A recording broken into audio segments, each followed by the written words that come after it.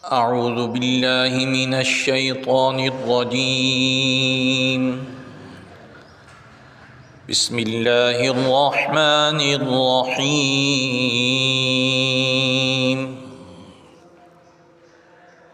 الحمد لله الذي أنزل على عبده الكتاب ولم يجعل له عوجا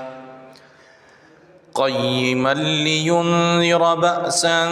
شديدا من لدنه ويبشر المؤمنين الذين يعملون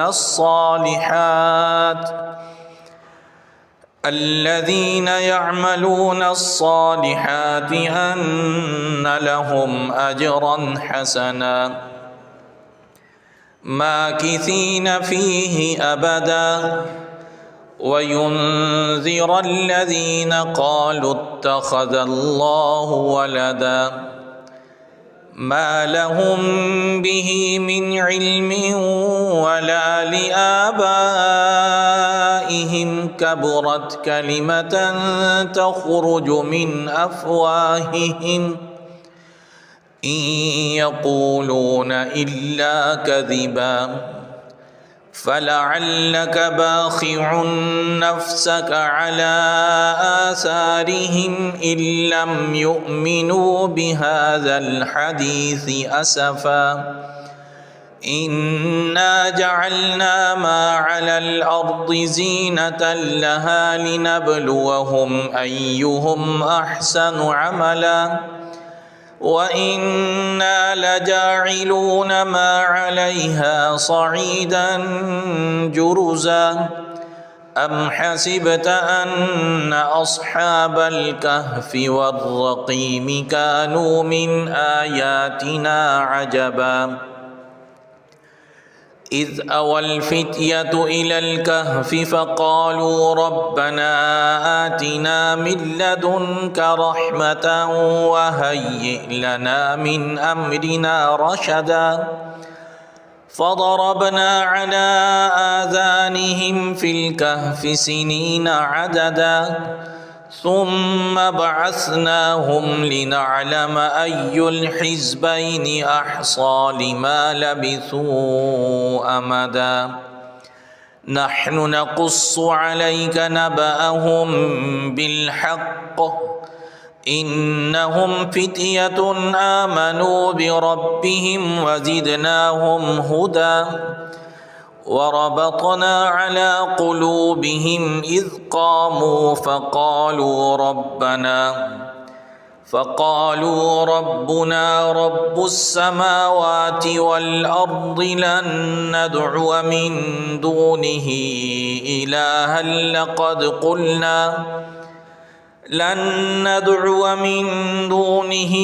إلها لقد قلنا إذا شططا هؤلاء قومنا اتخذوا من دونه آلهة لولا يأتون عليهم بسلطان بين فمن أظلم ممن افترى على الله كذبا وإذ اعتزلتموهم وما يعبدون إلا الله فأووا إلى الكهف ينشر لكم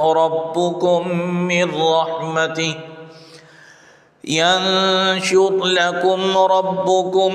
من رحمته ويهيئ لكم من أمركم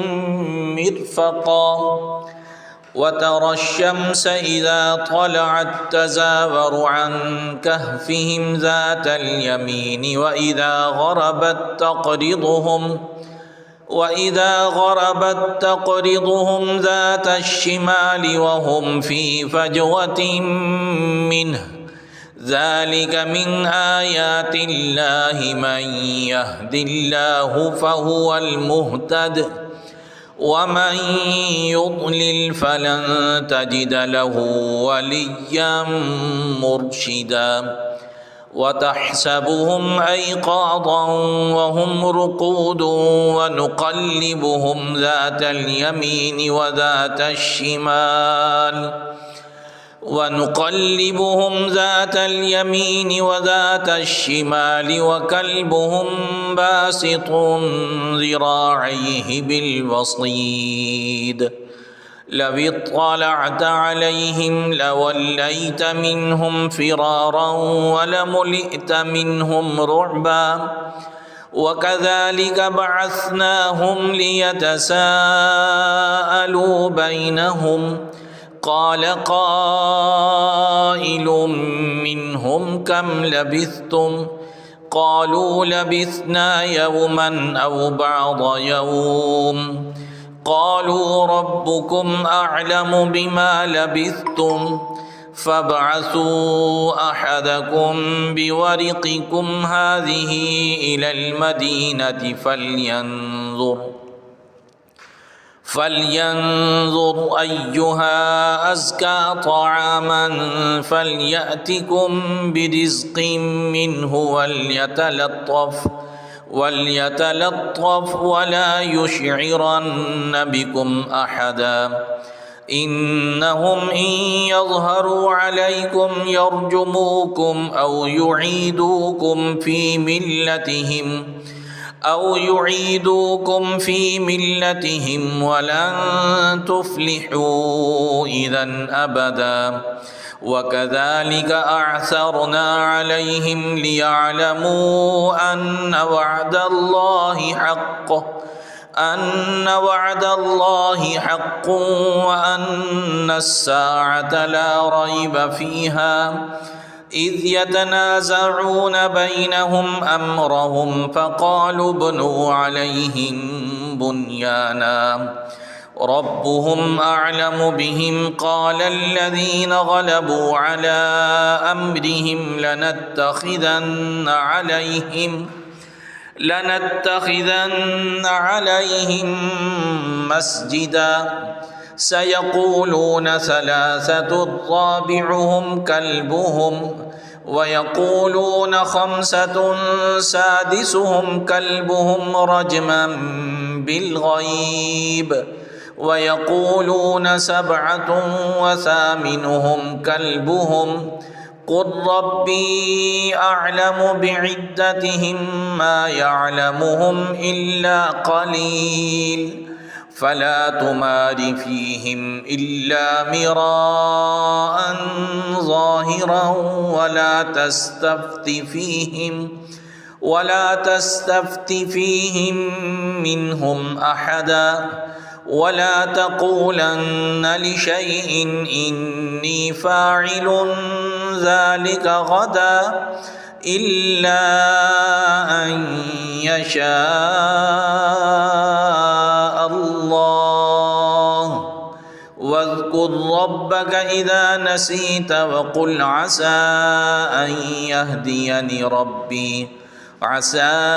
أن يهديني ربي لأقرب من هذا رشدا ولبثوا في كهفهم 300 سنين وازدادوا 9 قل الله أعلم بما لبثوا له غيب السماوات والأرض أبصر به وأسمع ما لهم من دونه من ولي ولا يشرك في حكمه أحدا واتل ما أوحي إليك من كتاب ربك لا مبدل لكلماته ولن تجد من دونه ملتحدا واصبر نفسك مع الذين يدعون ربهم بالغداة والعشي يريدون وجهه ولا تعد عيناك عنهم تريد زينة الحياة الدنيا ولا تطع من أغفلنا قلبه عن ذكرنا واتبع هواه وكان أمره فرطا وقل الحق من ربكم فمن شاء فليؤمن ومن شاء فليكفر ومن شاء فليكفر إنا أعتدنا للظالمين نارا أحاط بهم سرادقها وإن يستغيثوا يغاثوا بماء كالمهل يشوي الوجوه بئس الشراب وساءت مرتفقا إن الذين آمنوا وعملوا الصالحات إنا لا نضيع أجر من أحسن عملا أولئك لهم جنات عدن تجري من تحتهم الأنهار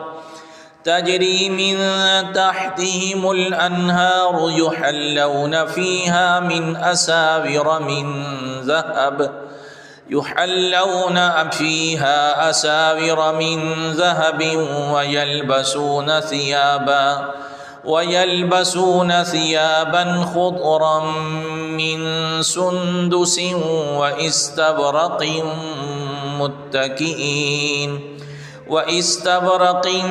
متكئين فيها على الأرائك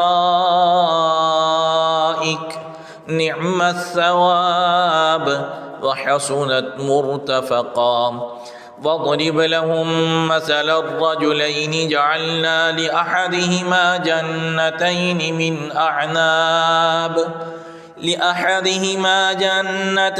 من أعناب وحففناهما بنخل وجعلنا بينهما زرعا كلتا الجنتين آتت أكلها ولم تظلم منه شيئا وفجرنا خلالهما نهرا وكان له ثمر فقال لصاحبه وهو يحاوره أنا أكثر منك مالا وأعز نفرا ودخل جنته وهو ظالم لنفسه قال ما أظن أن تبيد هذه أبدا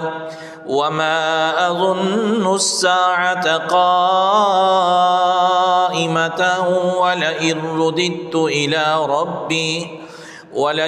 رددت إلى ربي لأجدن خيرا منها منقلبا قال له صاحبه وهو يحاوره أكفرت بالذي خلقك من تراب ثم من نطفة ثم سواك رجلا لكن هو الله ربي ولا أشرك بربي أحدا ولولا إذ دخلت جنتك قلت ما شاء الله لا قوة إلا بالله إن ترني أنا أقل منك مالا وولدا فعسى ربي أن يؤتيني خيرا من جنتك ويرسل عليها حسبانا من السماء فتصبح صعيدا زلقا أو يصبح ماؤها غورا فلن تستطيع له طلبا وأحيط بثمره فأصبح يقلب كفيه على ما أنفق فيها وهي خاوية على عروشها ويقول يا ليتني لم أشرك بربي أحدا ولم تكن له فئة ينصرونه من دون الله وما كان منتصرا هنالك الولاية لله الحق هو خير ثوابا وخير عقبا واضرب لهم مثل الحياة الدنيا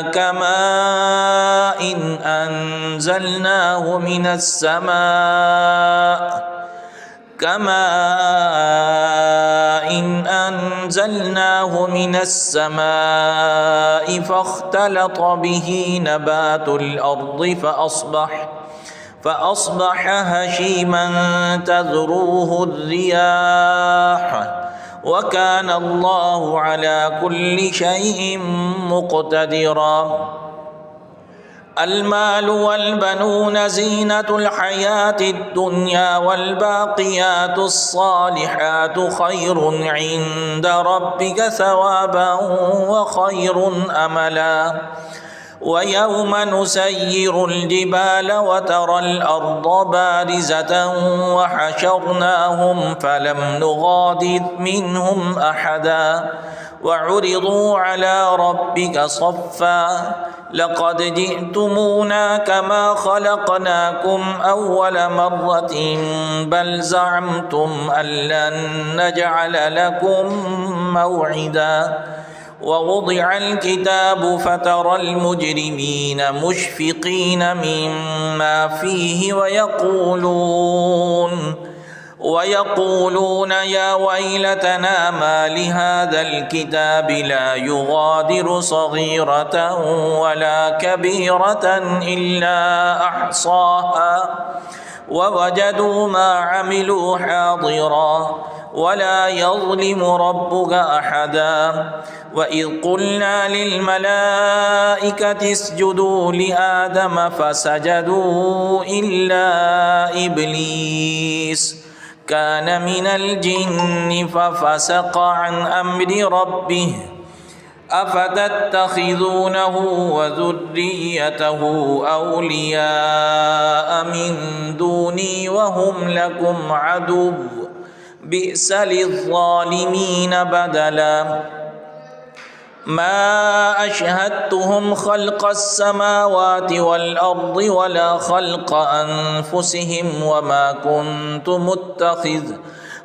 كنت متخذ المضلين عضدا. ويوم يقول نادوا شركائي الذين زعمتم فدعوهم فلم يستجيبوا لهم وجعلنا بينهم موبقا. ورأى المجرمون النار فظنوا أنهم مواقعوها ولم يجدوا عنها مصرفا. ولقد صرفنا في هذا القرآن للناس من كل مثل وكان الإنسان أكثر شيء جدلا. وما منع الناس أن يؤمنوا إذ جاءهم الهدى ويستغفروا ربهم إلا أن تأتيهم سنة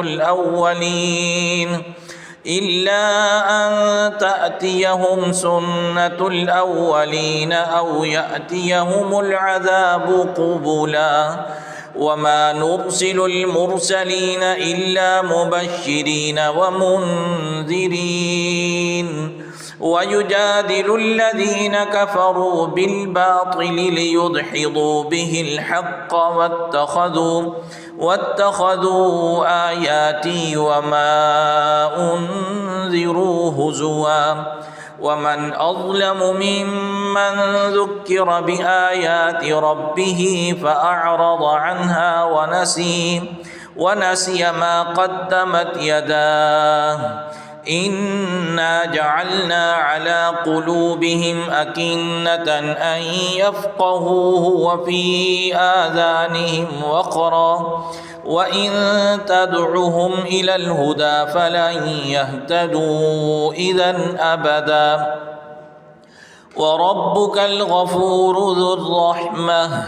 لو يؤاخذهم بما كسبوا لعجل لهم العذاب بل لهم موعد لن يجدوا من دونه موئلا. وتلك القرى أهلكناهم لما ظلموا وجعلنا لمهلكهم موعدا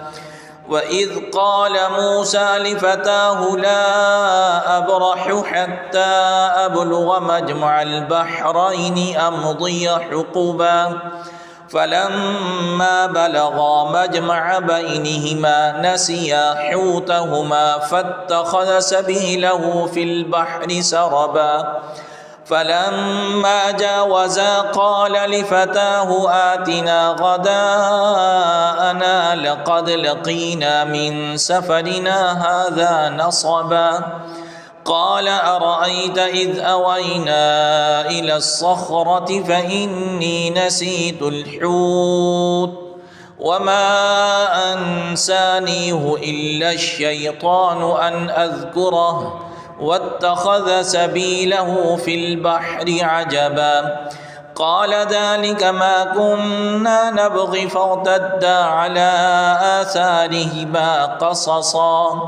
فوجدا عبدا من عبادنا آتيناه رحمة من عندنا وعلمناه من لدنا علما قال له موسى هل أتبعك على أن تعلمني مما علمت رشدا قال إنك لن تستطيع معي صبرا وكيف تصبر على ما لم تحط به خبرا قال ستجدني إن شاء الله صابرا ولا أعصي لك أمرا قال فإن اتبعتني فلا تسألني عن شيء حتى أحدث لك منه ذكرا فانطلقا حتى إذا ركبا في السفينة خرقها قال أخرقتها قال أخرقتها لتغرق أهلها لقد جئت شيئا إمرا قال ألم أقل لك إنك لن تستطيع معي صبرا قال لا تؤاخذني بما نسيت ولا ترهقني من أمري عسرا فانطلقا حتى إذا لقيا غلاما فقتله قال أقتلت نفسا زكية بغير نفس لقد جئت شيئا نكرا قال ألم أقل لك إنك لن تستطيع معي صبرا قال إن سألتك عن شيء بعدها فلا تصاحبني قد بلغت من لدني عذرا فانطلقا حتى إذا أتيا أهل قرية استطعما أهلها فأبوا أن يضيفوهما فوجدا فيها جدارا يريد أن ينقض فأقامه قال لو شئت لاتخذت عليه أجرا قال هذا فراق بيني وبينك سأنبئك بتأويل ما لم تستطع عليه صبرا أما السفينة فكانت لمساكين يعملون في البحر فأردت أن أعيبها وكان وراءهم ملك يأخذ كل سفينة غصبا وأما الغلام فكان أبواه مؤمنين فخشينا أن يرهقهما طغيانا وكفرا فأردنا أن يبدلهما ربهما خيرا منه زكاة وأقرب رحما وأما الجدار فكان لغلامين يتيمين في المدينة وكان تحته كنز لهما وكان أبوهما صالحا فأراد ربك أن يبلغا أشدهما ويستخرجا كنزهما رحمة من ربك وما فعلته عن أمري ذلك تأويل ما لم تستطع عليه صبرا ويسألونك عن ذي القرنين قل سأتلو عليكم منه ذكرا إنا مكنا له في الأرض وآتيناه من كل شيء سببا فأتبع سببا حتى إذا بلغ مغرب الشمس وجدها تغرب في عين حمئة ووجد عندها قوما قلنا يا ذا القرنين إما أن تعذب وإما أن تتخذ فيهم حسنا قال أما من ظلم فسوف نعذبه ثم يرد إلى ربه فيعذبه عذابا نكرا وأما من آمن وعمل صالحا فله جزاء الحسنى وسنقول له من أمرنا يسرا ثم أتبع سببا حتى إذا بلغ مطلع الشمس وجدها تطلع على قوم لم نجعل لهم من دونها سترا كذلك وقد أحطنا بما لديه خبرا ثم أتبع سببا حتى إذا بلغ بين السدين وجد من دونهما قوما لا يكادون يفقهون قولا قالوا يا ذا القرنين إن يأجوج ومأجوج مفسدون في الأرض فهل نجعل لك خرجا على أن تجعل بيننا وبينهم سدا قال ما مكني فيه ربي خير فأعينوني بقوة أجعل بينكم وبينهم ردما آتوني زبر الحديد حتى إذا ساوى بين الصدفين قال انفخوا حتى إذا جعله نارا قال آتوني أفرغ عليه قطرا فما استطاعوا أن يظهروه وما استطاعوا له نقبا قال هذا رحمة من ربي فإذا جاء وعد ربي جعله دكا وكان وعد ربي حقا فتركنا بعضهم يومئذ يموج في بعض ونفخ في الصور فجمعناهم جمعا وعرضنا جهنم يومئذ للكافرين عرضا الذين كانت أعينهم في غطاء عن ذكري وكانوا لا يستطيعون سمعا أفحسب الذين كفروا أن يتخذوا عبادي من دوني أولياء إنا أعتدنا جهنم للكافرين نزلا قل هل ننبئكم بالأخسرين أعمالا الذين ضل سعيهم في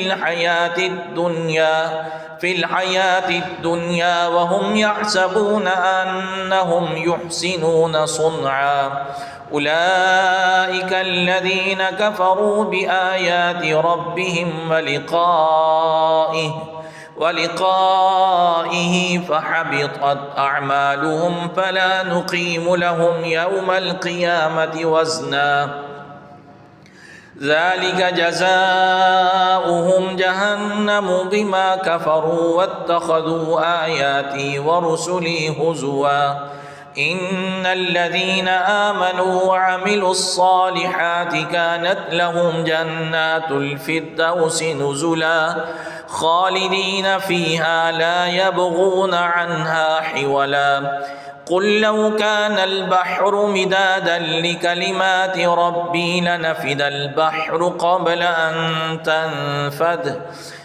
أن تنفد كلمات ربي ولو جئنا بمثله مددا قل إنما أنا بشر مثلكم يوحى